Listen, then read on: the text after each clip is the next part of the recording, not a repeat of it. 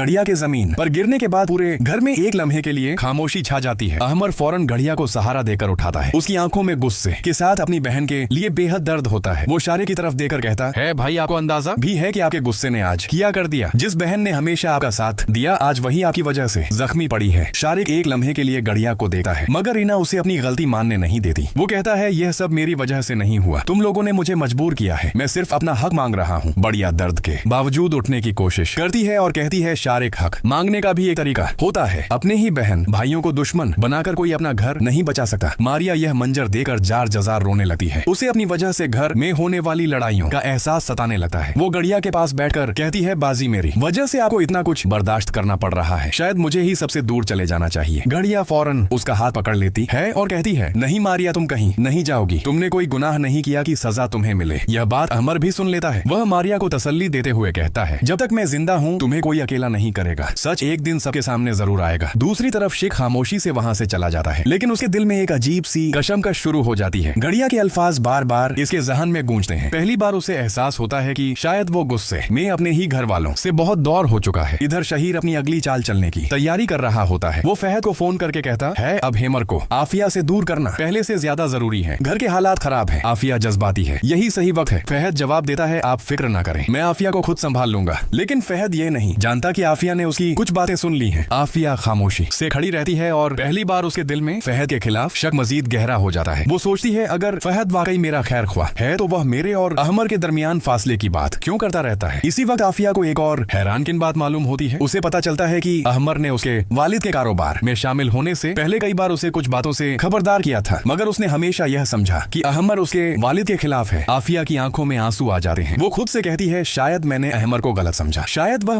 मुझसे ज्यादा समझता था। लेकिन अभी आफिया को यह मालूम नहीं कि सबसे बड़ा राज फहद और नाजनीन के ताल्लुक का है। अगर यह राज उसके सामने खुल गया तो उसे अपने वालिद की पूरी साजिश समझने में देर नहीं लगेगी। और इधर शारिक के सामने भी एक नया राज आने वाला है। उसे एक ऐसा सबूत मिलने वाला है जिससे उसे मालूम हो सकता है कि मारिया के खिलाफ लगाए गए इल्जामात में हकीकत कितनी है। अब देखना यह है कि क्या आफिया फहद की हकीकत तक पहुंच जाएगी, क्या शेख मारिया से अपनी गलती की माफी मांगेगा, और क्या गुड़िया के जख्मी होने के बाद भाई बहनों के दरमियान यह जंग खत्म होगी या घर का एक और रिश्ता टूटने के करीब पहुंच जाएगा। गुड़िया के जख्मी होने के बाद घर का माहौल बिल्कुल बदल जाता है। अहमर अपनी बहन को सहारा देकर कमरे में ले जाता है और मारिया भी उसके साथ होती है। घड़िया दर्द बर्द शारिक खामोश रहता है, मगर नाजनीन को अंदाजा नहीं होता कि उसके अल्फाज अब शेख पर पहले जैसा असर नहीं कर रहे।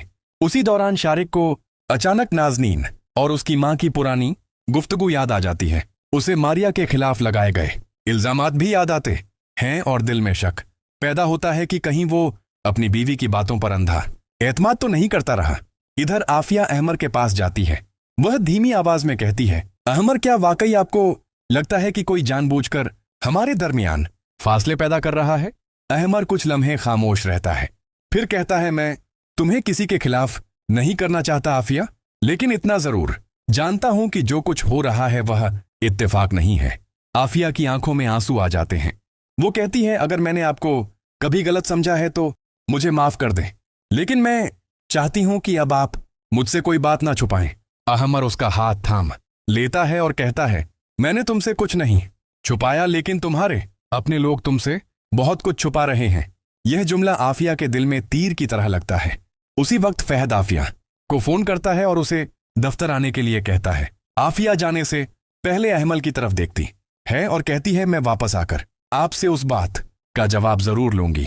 मगर फहद को मालूम नहीं कि आफिया अब उस पर पहले जैसा एतमाद नहीं करती। दूसरी तरफ फहद नाजनीन से खुफिया तौर पर राब्ता करता है और कहता है, हालात हमारे हाथ से निकलते जा रहे हैं। आफिया को अगर जरा सा भी शक हो गया तो सब कुछ बर्बाद हो जाएगा। नाजनीन गुस्से में जवाब देती है, तो फिर कुछ ऐसा करो कि आफिया एक बार फिर अहमर से नाराज हो जाए। जब तक दोनों एक दूसरे पर शक करते रहेंगे हमारा राज महफूज रहेगा। लेकिन नाजरीन को यह खबर नहीं कि शिक करीब ही खड़ा है। वह इन दोनों की गुफ्तगू का सिर्फ एक जुमला सुन लेता है, अहमर और आफिया को अलग करना है। शिक के कदम वहीं रख जाते हैं।